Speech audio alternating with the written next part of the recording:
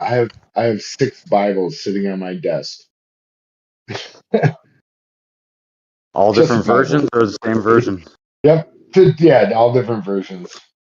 Yeah. You got the Red Letter Bible, King James Version, the Geneva Bible, the Ethiopian Bible, the Tree of Life version.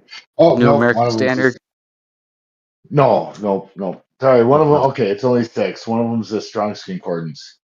It was buried. It's a dictionary for the Bible.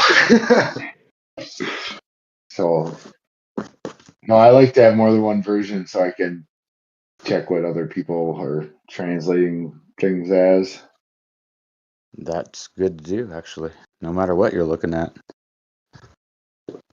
Yep, exactly. I can't find that book. I'm going to give up. I'm done. Well, if you do find some maps and stuff that kind of would explain the 2 poles a little better, that would, because, I mean, so what's with the ice wall then? Is there still an ice wall going around our pole?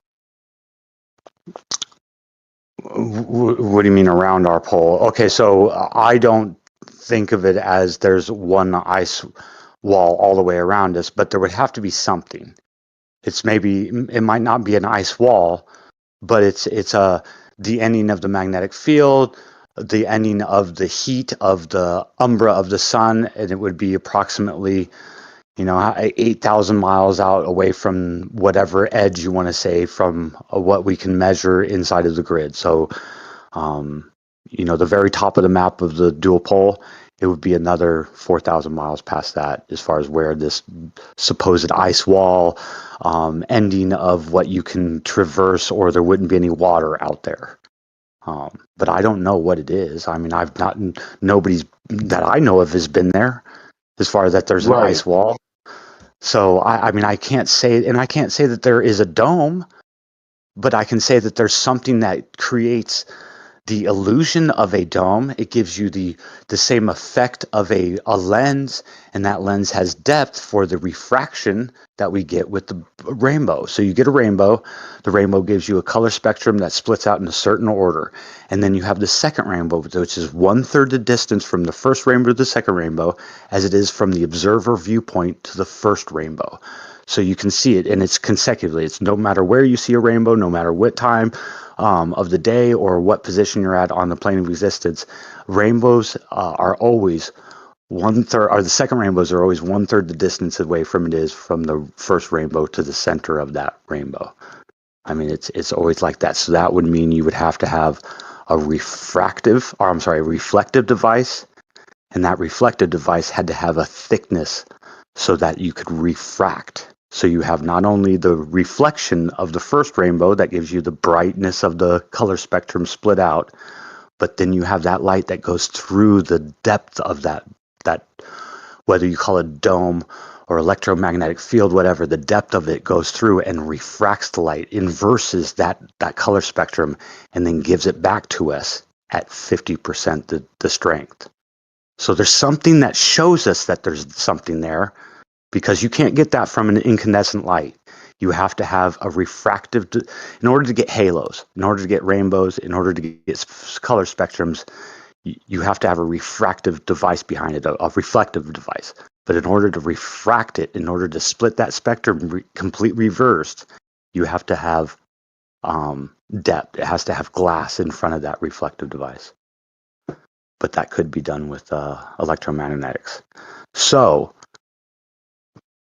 at that point, wherever this whether you want to call it the dome, the edge of the world, the electromagnetic field, it's not so much that I believe that there's an ice wall, but there's no more energy, there's no more heat. So however you want to picture it, there's something, there is an end, but there's not an end to the world, is what I'm trying to get at. Right, that makes sense. And I want to add one more thing. How would I even be able to tell somebody if I've never been there? And why would they ever believe me if they've never been there to see it? Even if I brought you Right. back a video and pictures and a little fucking postcard that said the edge of the world ice dome or ice wall. I mean, at some point we have to understand that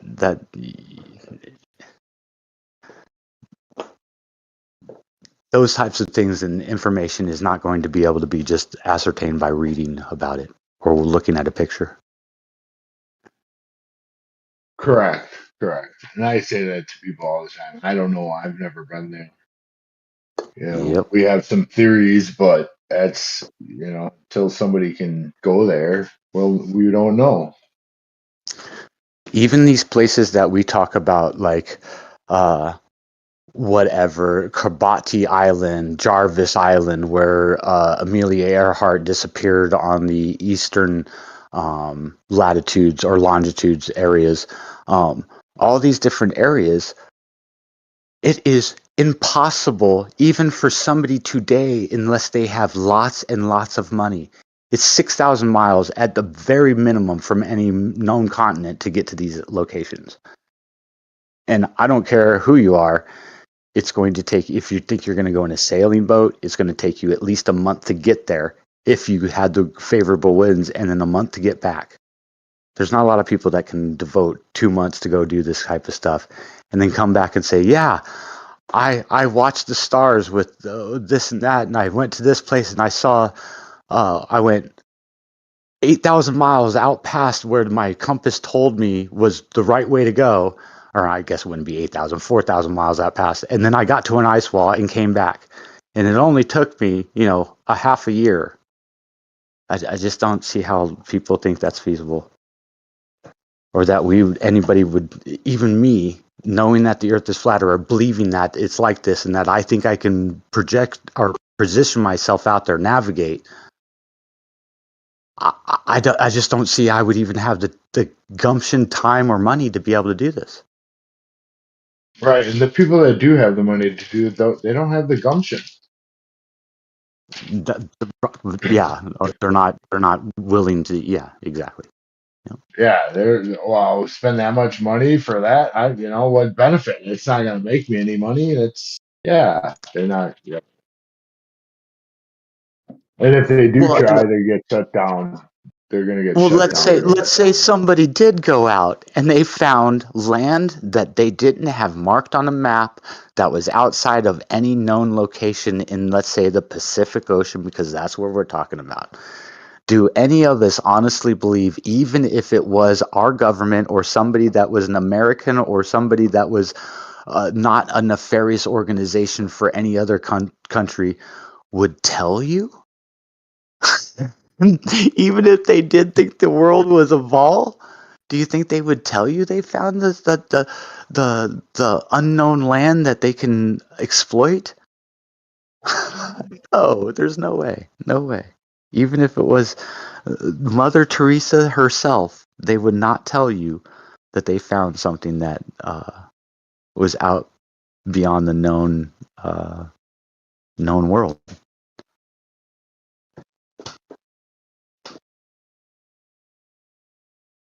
Yep. No, probably not. And Admiral Byrd said there was land outside of their own world, at least the size of America. Say that again. Who said what? I'm sorry. Am- Admiral Byrd said there was land outside of America, or outside of the known world.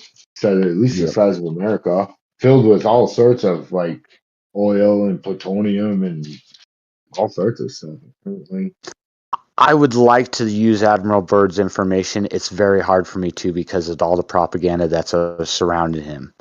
So it's really hard for. I mean, I love the story. I love incorporating the whole idea of, the war and stuff that they had down in Antarctica and all this stuff about going around the ice wall and what he said. But there's so much propaganda around what he was involved in. I don't want to say about exactly about Antarctica or about this, but some of the things he was involved in just do not add up to truth. So it's hard to believe anything, not everything, but it's hard to believe and add up the story to be all true. Oh yeah, definitely. I've always kind of looked at him as an unreliable witness. I mean, you don't get to be an admiral in the government or in the military if Navy if you're not playing ball. That's exactly what I was trying to say. Exactly right. Yep. Yep. Yeah, that's why I thought it was weird when in that interview when he was talking about it. That all the flat earthers used like, oh, look at see Admiral Byrd is saying this. I always thought it was weird that he even said that. It even came up. I always thought it was like a slip or something. Well, I wonder if, I've thought about that too, and I'm not sure that it's a slip of the tongue as it is. They weren't trying to control that at that time. I mean, maybe certain factions were, but the world consensus or the world government at that time, or the government in charge of the United States that was in charge of Admiral Byrd, or let's say Lyndon B. Johnson. Lyndon B. Johnson said something that was just crazy too. He said, we are doing something, I can't remember what the words are, but he said, this is going to lay the predicate for the foundation of a weather satellite and ultimately to be able to control the weather. And he who controls the weather will control the world, right? I don't think that they would want him to be able to say that, but he said that straight out with no problems at all. The same way Admiral Byrd came back, they didn't have a big to-do-ha about debriefing him. I mean, maybe they debriefed him, but it wasn't a big thing that he couldn't talk about this. He couldn't do anything about this because everybody around the world at that time was doing this, was sending people into Antarctica, into the Arctic regions to try and find the new passage or all these things. So I think that at a certain point, I'm not sure if it was a slip up or if they just were not trying to control that information at the time because everybody was talking like that. Even Yeah, the that president. does make sense. But I could be wrong. It could be just they just slipped up. I'm not positive on that.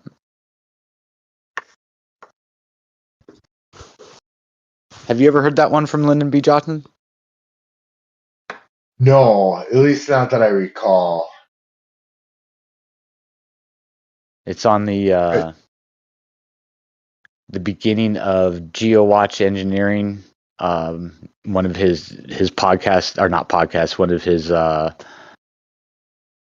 weekly radio things. I think he says in the front of that he has the snippet, the actual audio clip of the president saying it, and it just is so straight out in front of your face that they were trying to control the weather before anybody even thought of chemtrails, thought of HARP, thought of all this stuff. And this guy has the president himself saying that they are trying to do that. And everybody goes, nope, we weren't trying to do that. It's like, wow. One, how much technology did they have left over from the Tartarian Empire and stuff like? I mean, they could have already had like maybe not as advanced as it is now, but understanding of how to do it already at that point.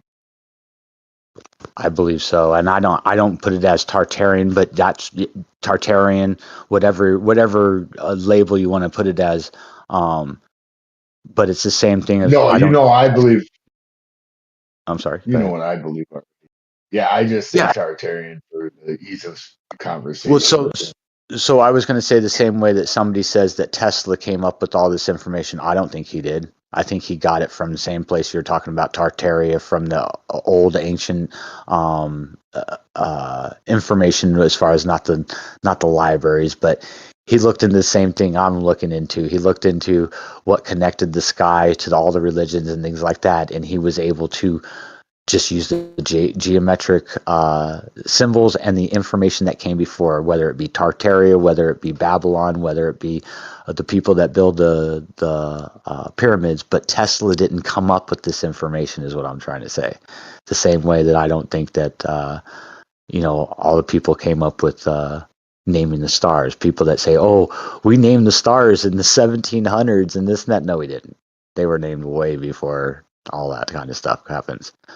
So I think it's all, like you said, I think that technology has been around for eons, and it's just we're getting snippets of it from what has been lost. Yep, agreed. Yeah, I agree that Nikola Tesla didn't probably come up with, you know, any of that. If maybe modified it a little bit, but yeah. Yep. So you're doing experiments, like you're trying to follow the the free energy work and stuff. Are you looking into that? I did for a while, yeah. I mean, I still have some of the stuff like ionosphere collection or ion collecting energy. So you just ethereal energy collected out of the sky. I can do it, but I don't have the height or the purity of what I need for whatever my antenna is. So I need either gold, or I guess I could do it with copper, but I just haven't done enough. So what happens is I can get ethereal energy. I can get it to spark, jump the gap. I just take a wire that will give me approximately a resistance or a capacity of 80,000. Uh, it's 80,000 volts, but it's very low microamps or microfarads, to where it's very, very low. It's like static electricity, but you're gathering that out of the sky. But it's not static electricity. It's ionic electricity, or not ion. How can I put this? Uh, it might be generated from static electricity. I'm not sure, but you're grabbing an electricity at a high voltage, very high voltage, that's gathering on your antenna and along your wires. And then when you jump the gap, you have a spark plug or a gap jump there. And then that gap builds up, whatever that gap is. I'm doing it 80,000 volts. So when it hits 80,000 volts, it'll jump that spark plug gap and then run that 80,000 volts into a coil backwards. Instead of the coil generating the spark to jump the gap, now the spark is jumping the gap and then generating 12 volt at, let's say, 500 milliamps for just that jolt. And that's what charges my battery.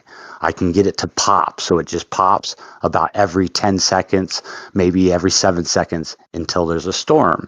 When a storm comes through, that motherfucker just goes, and you can actually watch it charging up through my charge controllers for my batteries, for my solar. I have huge solar batteries, banks, and different charge. I got hydro, solar, and generation charging the battery banks. But that ionosphere collector, or the ion collector, it only does anything at all during storms. So it's not big enough.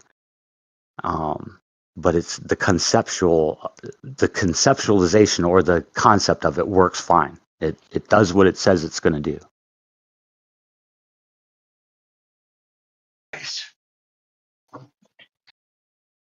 And then my biggest thing Yeah. of how I got to that was I wanted to turn myself, or figure out how to use myself as a battery. And I didn't understand the concept of how the voltage works with inside of your body, as how it would work with inside of electronics. But I got it to the point to where I can take electricity out of a person's body just by doing 2 contacts. And the further you go inside of the body, the more electricity you get out of them.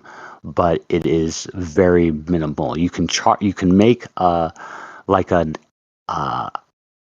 USB charger, so 7 volt or 3.5 multiplied out with the capacitors, so a 7 volt, like your cell phone. You can make it show that it's charging, but you aren't getting any voltage going in. You're just getting the basic voltage and the amperage that you need in order for it to initialize that light, or just initialize that lightning bolt showing that it's charging. But you can do it. That's what I was really into as far as the experiments I was working on. No, that sounds fun. I wouldn't even know where to begin to start to do any of that stuff. Mm. Oh, well, you just, I think you just start with what you know. It's not so much I had to go out and learn a bunch of things about electronics. It's what I knew about electronics and ohms meters and voltmeters and all that kind of stuff. And I had all of it sitting there. So I didn't have to go, looking around or figuring anything out. I just already sort of knew it. Knew what was going on with the electricity. And then all I had to incorporate was body. How do you connect into the body? Because I knew there was electricity. I just didn't know how to get it. You're gonna go all Matrix on us, huh? You're gonna use your technology to start Skynet's gonna use your technology for us? No, I think they already did.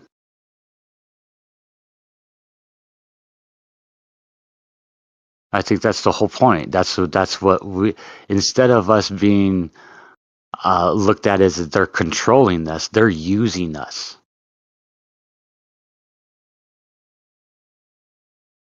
Oh, for sure. I mean, they're using our collective response, our collective energy. I mean, you think about, so when you get really upset and mad and you're all frustrated and you're just, do you understand, or do you feel like you're, I shouldn't say understand, do you feel like you're generating more electricity inside of your body and you're more amped up and do you feel like you're pushing out more than what you normally would? Oh, for sure. Do you think that's at all, maybe, if you could even think about it that way, do you think that's anything that they could harvest, or that the purpose that you might be here for? I do, but I don't know. Unless that's the electricity that they're pulling out of the air is stemmed from us, I don't understand how they would Oh be no, I don't mean harvesting it like, that. I don't mean like people, like I'm talking about, so you can see that there's a cycle of things that happen. You were talking about 250 years or something like that. As far as their cycles of things happen, things ebb and flow, and all that kind of stuff, right?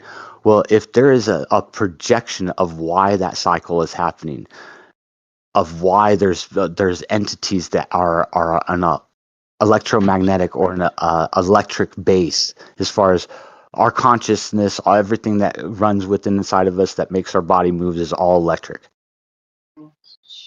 right? When you think, you get a synapse that runs through your brain, and it's electromagnetic fields that we can measure with MRIs, with the EKGs, and all these kinds of things. That when you think about something, literal electromagnetic fields and electricity goes around inside your brain. Do you see what I'm saying on that? Yep. Okay, so if we had millions and millions and millions of people, and it was a certain set of frequency all around in a place, and then now a certain time goes by and it's billions of people. If we're all an electromagnetic field generating this energy, and if you can get them all to have either anxiety, anger, euphoria, or whatever to get their electricity more, do you think that would, if was running on this electromagnetic field that we all are with inside of? I would think that would be able to control certain things. I'm not saying exactly make the cataclysms happen or this and that, but it would control what is happening. That's how I'm looking at it now. I'm not saying that's what exactly is happening, but it seems that when we get so many people, or when the cycle gets to the end, it's a matter of getting rid of the people. And it's almost like there's a collective awakening, or a collective charge. I don't want to say charge, but a collective I guess that's the only way I can say it. A collective charge of everybody's energy all together that makes the reset happen, or the new age, the new civilizations come about. Because it seems that they're all built on top of each other. I could be wrong in this though. I'm kind of just going off on a tangent. I should probably. No, that makes sense. It reminded me of the movie Monsters Incorporated. Just a little different. They're, What you were know, they? What were the scares? Where they were doing it on scares? well, just that they were harvesting the electricity from people. Like you were talking about, if we're all collectively putting the energy out there and they're somehow Right. harvesting it, yeah, that would make sense. The only thing I would question is, why would they want to get rid of us all then if they're using our energies for whatever purposes? Well, Because it's they're not so obviously much. into pop. Oh, go ahead. Well, I wasn't saying that they're trying to get rid of everybody. The cycle is deems that to happen. There has to be a reset, but not all are taken out. There's always a set. There's always a few. When as far as the research I've done, all the civilizations, whether you talk about Babylon, whether you talk about China, whether you talk about any of the Aztecs, Mayans, even some of the other things, they talk about that there was cataclysms, that there was ages, and there's some people say there was 4 ages, some people say 5, some people say this is the 6th. Who knows exactly how many it was, but every single time that it happened, there was a forewarning. People came to them, and some people call it the people from the sky, some people call it the people from the sea, some people call it the deities, the gods that talked them and told them that this cataclysm was happening, just like they did to Noah, just like they did to Gilgamesh and all this kind of stuff, that these things were going to happen. And then after these events happen, whether it be a flood, whether it be a plasma event, whether it be whatever the cataclysm happened for that age, the people returned, whether it be the sky people, the sea people, the ones that knew the blue, whether it be the blue deities, the green deities, or whatever. They came back and taught them every culture has the exact same information that was brought to them: animal husbandry, war, metallurgy, societal like philosophy, and there's one more. I can't remember the other one. I'm sorry, but anyway, you get my point. They all have this a story that people came from the sea, warned them that this was going to happen, and then came back and gave them the basis of their life.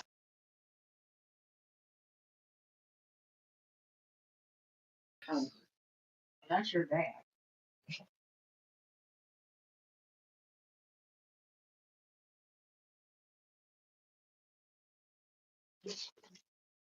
Must have went too far.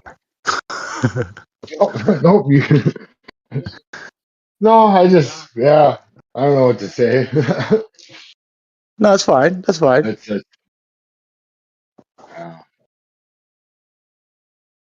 So, but I do have a Bible study in 50 minutes. It's at 10 o'clock my time. So I am going to let you go, let my phone charge up a little bit, get something to eat and whatnot. It was great talking to you. Do you mind if I send you a friend request? Go ahead, man. Go ahead. I'm not on Discord very Yeah. much, and like that other guy was saying, I I don't usually talk to people on Discord as far as that much, but you can, yeah, definitely Yep. send me a friend.